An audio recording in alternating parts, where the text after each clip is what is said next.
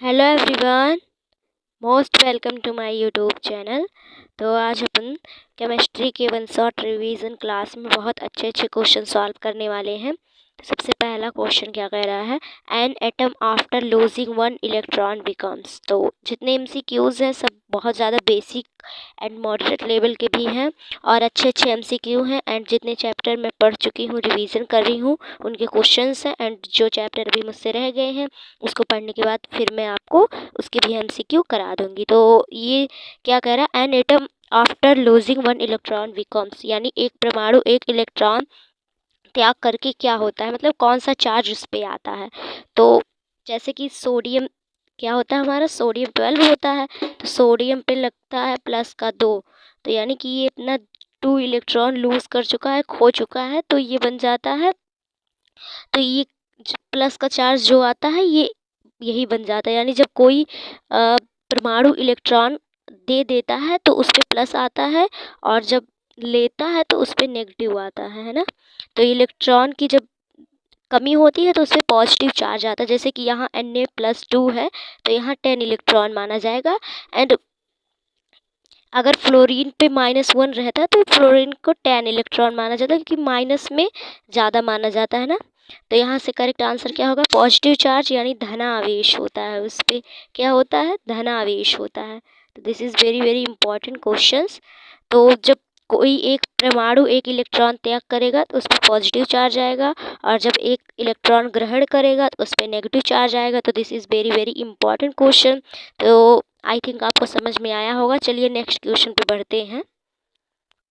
Next question क्या कह रहा है हमारा, which of the following oxide is neutral, यानी कि कौन सा ऑक्साइड जो है उदासीन है। तो कार्बन मोनोऑक्साइड है या जिंक ऑक्साइड है, या फिर ये। तो बिल्कुल करेक्ट आंसर यहाँ से कार्बन मोनोऑक्साइड हो जाएगा, जिंक ऑक्साइड। एंड यहाँ पर अगर Al2CO3 दिया होता तो ये सब एम्फोटेरिक हो जाते, एम्फोटेरिक ऑक्साइड हो जाते, यानी उभयधर्मी ऑक्साइड हो जाते। क्या हो जाते, एम्फोटेरिक। तो एम्फोटेरिक का भी पूछ सकता है, एम्फोटेरिक का भी पूछ सकता है, और किसका पूछ सकता है, और जो है न्यूट्रल का। तो side neutral and Al2CO3 zinc oxide amphoteric, यानी कि उभयधर्मी।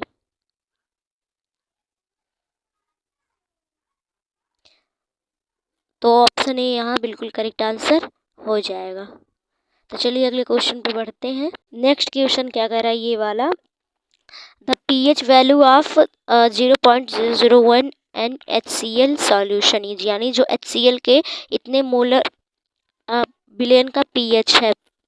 तो यहाँ पर मोलर दिया, यहाँ पर n लिखा गया है, मोलर रहना चाहिए था, का pH है।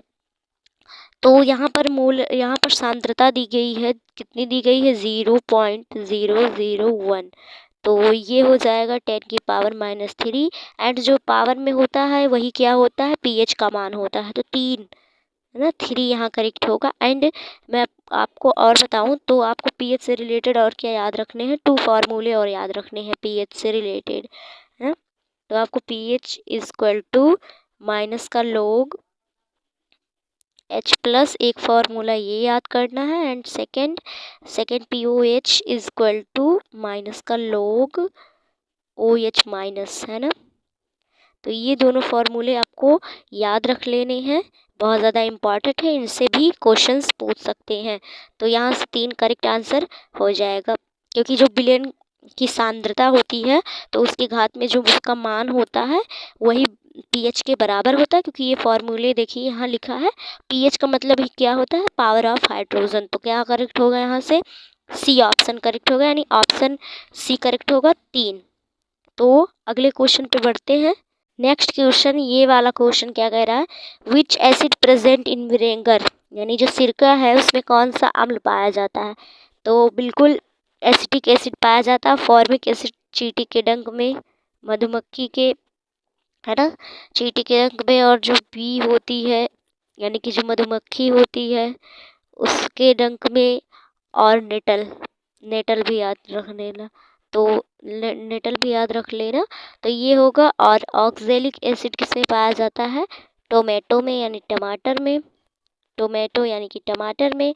और मैं अगर आपको बताऊं तो जो एप्पल होता है, जो एप्पल होता है, एप्पल में कौन सा मैलिक एसिड पाया जाता है। तो एप्पल वाला पूछ सकता है, क्योंकि एप्पल वाला बहुत आधे लोग को याद नहीं रहता, एप्पल वाला कम लोग याद रखते हैं। तो इसमें मैलिक एसिड पाया जाता है, ये आपको बिल्कुल याद रखना है, मैलिक एसिड। इसमें मैलिक एसिड पाया जाता है and this is very very important. तो इसका करेक्ट आंसर कौन होगा, एसिटिक एसिड पाया जाएगा, है ना।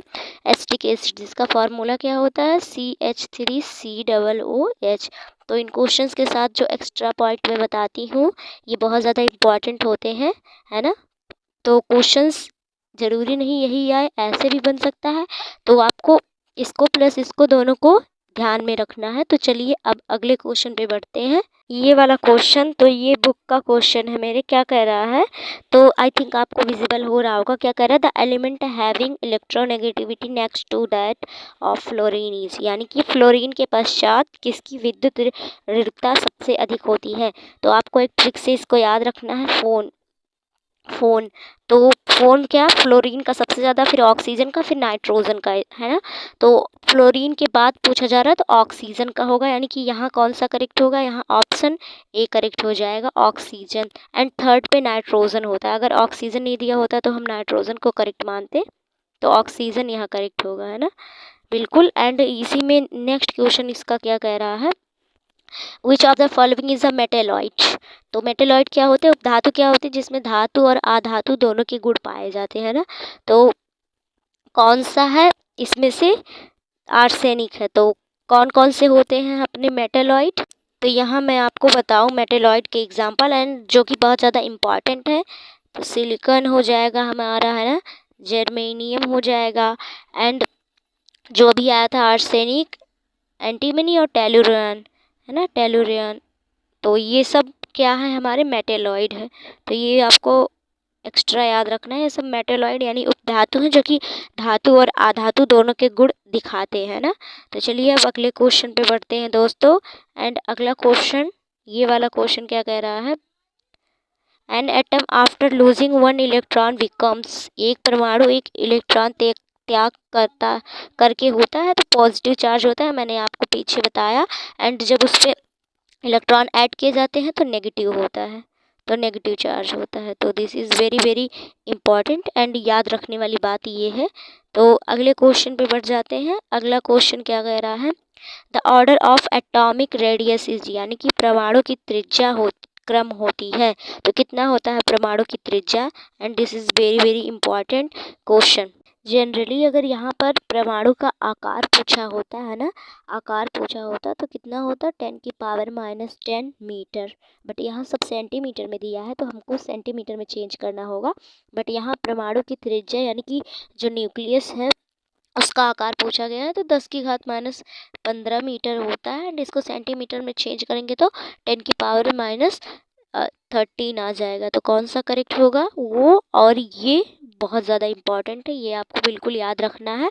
तो कौन सा करेक्ट होगा, तो आपको सेंटीमीटर और मीटर दोनों में देखने के बाद ही आंसर को टिक करना होगा, नहीं तो आपसे क्वेश्चंस गलत भी हो सकते हैं, क्योंकि यहाँ सेंटीमीटर में दिया है एंड हमको मीटर में इसको चेंज करना पड़ेगा। तो यहाँ से करेक्ट आंसर ऑप्शन बी हो जाएगा, है ना। तो चलिए हम अपने अगले क्वेश्चन पे बढ़ते हैं। नेक्स्ट क्वेश्चन, यानी ये वाला क्वेश्चन क्या कह रहा है, the number of neutron is carbon 12, यानी जो कार्बन 12 है इस पे क्या पूछा जा रहा है, न्यूट्रॉन की संख्या पूछी जा रही है। तो ये क्वेश्चन बहुत ज़्यादा इंपॉर्टेंट है, तो इससे हमको बहुत ज़्यादा कुछ सीखने को मिलेगा। तो कार्बन का 6 और 12, तो ये इसका जो क्या होता है परमाणु क्रमांक होता है, यानी इस जेड होता है, ये इसके इलेक्ट्रॉन के बराबर, ये इसके प्रोटॉन के बराबर। बट यहाँ ये नहीं पूछा गया है एंड इसको भी आपको याद रखना है। यहाँ न्यूट्रॉन पूछा गया, तो न्यूट्रॉन क्या होता है, A+P होता है। ए क्या होता है, ए जो होता है अपना जो परमाणु भार होता है, और A-P होता है। तो 12 में से जब हम 6 को घटा देंगे, तो एक सेकंड में इरेज करूँ, बहुत बड़ा बड़ा लिखा गया ना, तो वो मैं यहाँ इरेज करूँ तो यहाँ मैं लिखूँ, इसमें में से जब इसको माइनस करेंगे तो 6 आ जाएगा, और करेक्ट आंसर क्या होगा, 6 हो जाएगा। यहाँ पर ए ऑप्शन करेक्ट होगा। एंड इसके साथ साथ आपको याद रखना है कि मान लीजिए कार्बन 6 12, इसका है परमाणु भार, तो हमको क्या करना होगा, इसमें जो जेड होगा यानी जो परमाणु क्रमांक होगा इसमें उपस्थित इलेक्ट्रॉन के बराबर होगा। और कब तक होगा, जब तक इस पर कोई प्लस माइनस का चार्ज नहीं होगा, वरना इलेक्ट्रॉन चेंज होगा।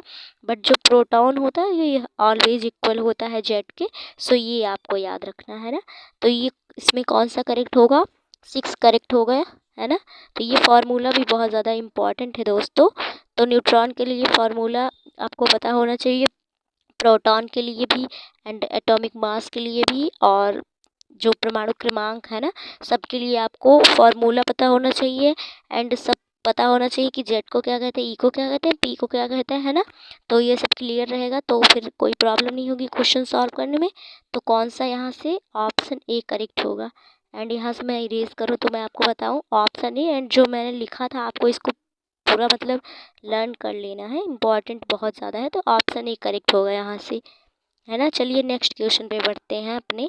नेक्स्ट वाला क्वेश्चन क्या कह रहा है, the atomic number of an electron represent, यानी जो एक तत्व है इसका जो परमाणु क्रमांक है वो क्या निरूपित करता है। तो number of neutrons in the nucleus, या फिर number of protons in the nucleus, या फिर एटॉमिक मास, या फिर वैलेंसी ऑफ एलिमेंट। तो यहाँ से हिंदी में बात करें तो केंद्रक जो नाभिक होता है, सॉरी केंद्रक नहीं, जो नाभिक होता है, नाभिक में उपस्थित न्यूट्रॉन की संख्या के बराबर होता है, या फिर नाभिक में उपस्थित प्रोटॉन की संख्या के बराबर होता है, या फिर एटॉमिक मास के बराबर होता है, आणविक द्रव्यमान के, या फिर जो तत्व है उनके वैलेंसी यानी संयोजकता के बराबर होता है। तो कौन सा करेक्ट होगा। तो अभी मैंने आपको बताया कि Z is equal to E is equal to P, जिसमें ई चेंज हो सकता है बट पी कभी नहीं चेंज होगा।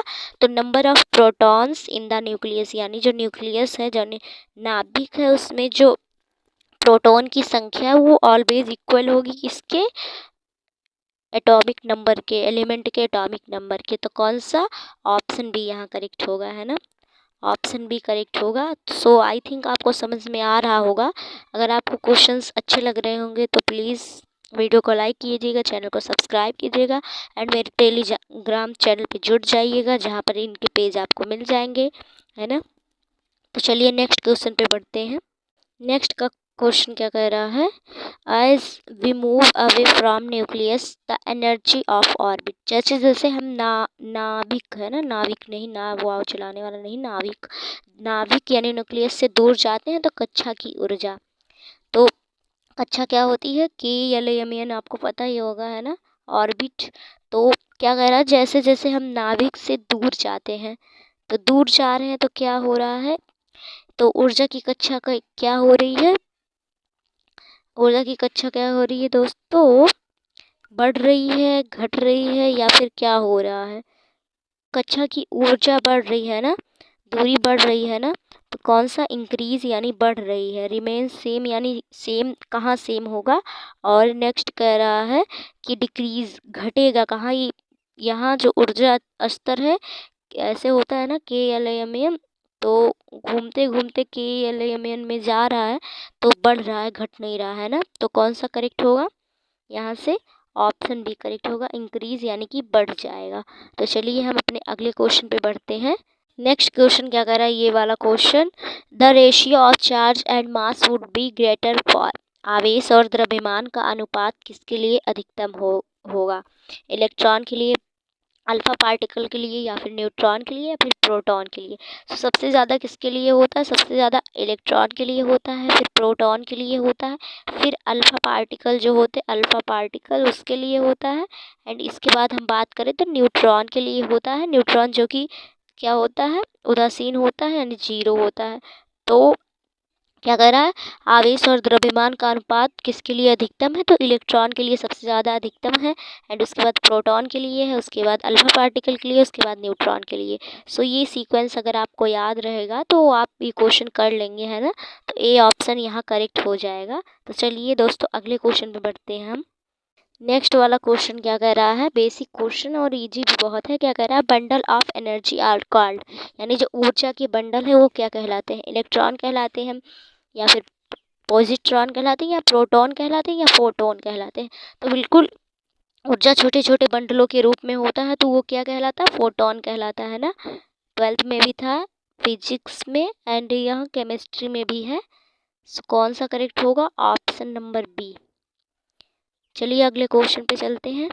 ये वाला क्वेश्चन क्या कह रहा है? 1 कैलोरी इज इक्वल टू, यानी कि 1 कैलोरी किसके बराबर होता है? तो सबसे पहले कैलोरी क्या होता है? एनर्जी का मात्रक होता है, एनर्जी का यानी ऊर्जा का मात्रक होता है कैलोरी। और 1 कैलोरी कितने जूल के बराबर होता है? तो देखिए जो होता है ऊर्जा जो होती है इसका मात्रक, एसआई मात्रक तो जूल होता है, बट अन्य मात्रक की बात करें तो उसमें कैलोरी भी आ जाता है। तो कितने कितने के बराबर होता है?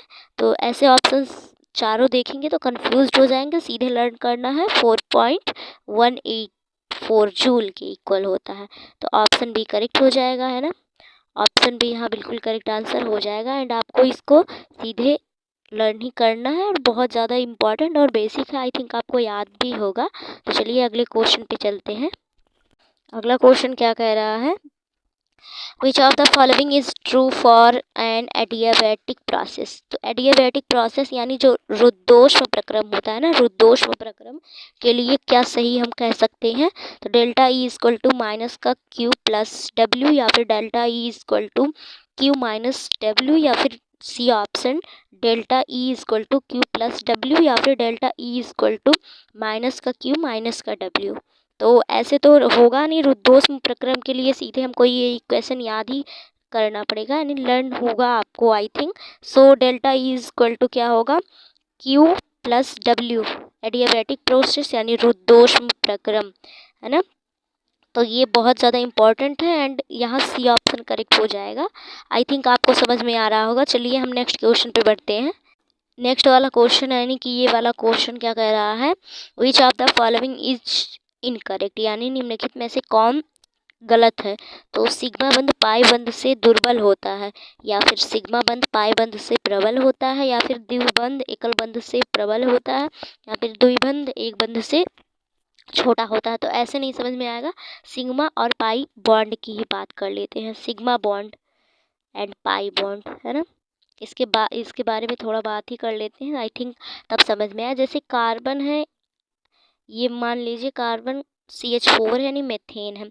तो जहाँ पर ओनली सिंगल बॉन्ड पाए जाएंगे तो वहाँ पर सिग्मा बॉन्ड होगा। तो यहाँ पर 3 सिग्मा बॉन्ड हो जाएंगे, है ना। यहाँ पर 3 सिग्मा बॉन्ड हो जाएंगे। और पाई बॉन्ड क्या होता है कि डबल और ट्रिपल बॉन्ड जहाँ पर आएंगे वहाँ पर इसको काउंट किया जाएगा। तो जैसे नाइट्रोजन के बीच ट्रिपल बॉन्ड, और यहाँ हम 1 सिग्मा मानेंगे 2 पाई मानेंगे, है ना। तो क्या कह रहा है? सिग्मा बंध पाई बंध से दुर्बल होता है। तो सिग्मा बंध जो होता है, जो सिग्मा बॉन्ड होता है, ये ज़्यादा स्ट्रांग होता है ना, और पाई बॉन्ड वीक होता है इसके अपेक्षा। तो ऑप्शन ए ही गलत हो गया। सिग्मा बंध पाई बंध से प्रबल होता है, ये सही बात कह रहा है। द्विबंध एकल बंध से प्रबल होता है, तो सही बात है, एकल बंध से प्रबल होता है, द्विबंध एकल बंध से छोटा होता है। तो कौन सा इसमें गलत होगा? ऑप्शन नंबर ए ही गलत होगा। यहाँ पर सिग्मा बंध जो है पाई बंध से दुर्बल होता है, तो ये गलत बात है। सिग्मा बंध पाई बंध से दुर्बल नहीं बल्कि स्ट्रॉन्ग होता है ना, वीक नहीं होता। तो ए ऑप्शन यहाँ करेक्ट होगा। तो अगले क्वेश्चन पे बढ़ते हैं। ये वाला क्वेश्चन क्या कह रहा है? Who is called the father of chemistry? तो फादर ऑफ केमिस्ट्री कौन है? लेवोजियर है। लेवोजियर है, तो ऑप्शन सी यहाँ डायरेक्टली करेक्ट हो जाएगा, लेवोजियर है। लेवोजियर करेक्ट हो जाएगा यहाँ पर। नेक्स्ट वाला क्वेश्चन, ये भी पेज का क्वेश्चन बुक है। अगर galvanization is a method of protecting iron from rusting by coating with a thin layer of, यानी कि किसकी पतली परत के लेपन के द्वारा आयरन को जंग से बचाने के लिए गैल्वेनीकरण एक विधि है। तो जिंक से, है ना। तो करेक्ट आंसर क्या होगा? यहाँ जिंक हो जाएगा, है ना। ऑप्शन भी करेक्ट होगा यहाँ पर दोस्तों, जिंक। सो आई थिंक आपको क्लियर रहा होगा। तो चलिए हम अपने अगले क्वेश्चन पे बढ़ते हैं दोस्तों। आई थिंक 2 क्वेश्चन और है अपने पास। ये वाला क्वेश्चन क्या कह रहा है? आई थिंक आपको दिख रहा होगा, है ना। क्या कह रहा है, the temperature at which the vapour pressure of a liquid becomes equal to the atmospheric pressure is called, यानी वह तापमान जिस पर द्रव का वाष्प दाब वायुमंडलीय दाब के बराबर होता है क्या कहलाता है, तो बॉइलिंग पॉइंट कहलाता है। फ्रीजिंग पॉइंट यानी कि हिमांक नहीं कहलाता, और जो एब्सोल्यूट टेम्परेचर यानी परम ताप है वो भी नहीं कहलाता, और इनमें से कोई होगा नहीं, तो बॉइलिंग पॉइंट यानी क्वथनांक होगा। क्वथनांक यानी कि बॉइलिंग, एक सेकेंड ये गलत हो गया, बॉइलिंग पॉइंट है ना, बॉइलिंग पॉइंट करेक्ट होगा, यानी कि क्वथनांक करेक्ट आंसर यहाँ से हो जाएगा, boiling point. So I think आपको विजिबल हो रहा होगा। तो चलिए नेक्स्ट क्वेश्चन एंड आज के लास्ट क्वेश्चन पे बढ़ते हैं दोस्तों। तो ये वाला क्वेश्चन क्या कह रहा है, किसी तत्व में ऑक्सीजन का योग ऑक्सीकरण कहलाता है, और अपचयन में क्या होता है, इसमें ऑक्सीजन का योग होता है, हाइड्रोजन निकलता है, इसमें हाइड्रोजन का योग होता है, ऑक्सीजन निकलता है। आयनीकरण यानी कि आइसोलेशन नहीं होगा। रेडॉक्स रिएक्शन में क्या होता है, जो ऑक्सीडेशन है और रिडक्शन है ना, ऑक्सीडेशन और रिडक्शन दोनों साथ साथ होते हैं ना, ऑक्सीकरण और अपचयन दोनों साथ साथ होते हैं। सो करेक्ट आंसर कौन सा होगा यहाँ से, करेक्ट आंसर यहाँ से ए वाला हो जाएगा, ऑक्सीकरण, ऑक्सीडेशन। सो यहाँ से ए वाले ऑप्शन को कर देते हैं बंद, तो ऑक्सीडेशन करेक्ट आंसर हो जाएगा। सो आज के वीडियो में इतना ही। आई थिंक आपको क्वेश्चंस अच्छे लगे होंगे। सो आपको क्वेश्चंस कैसे लगे एंड मेरे एक्सप्लेन करने का तरीका आपको कैसा लगा, तो thank you for watching this video. मिलती हूँ नेक्स्ट वीडियो में।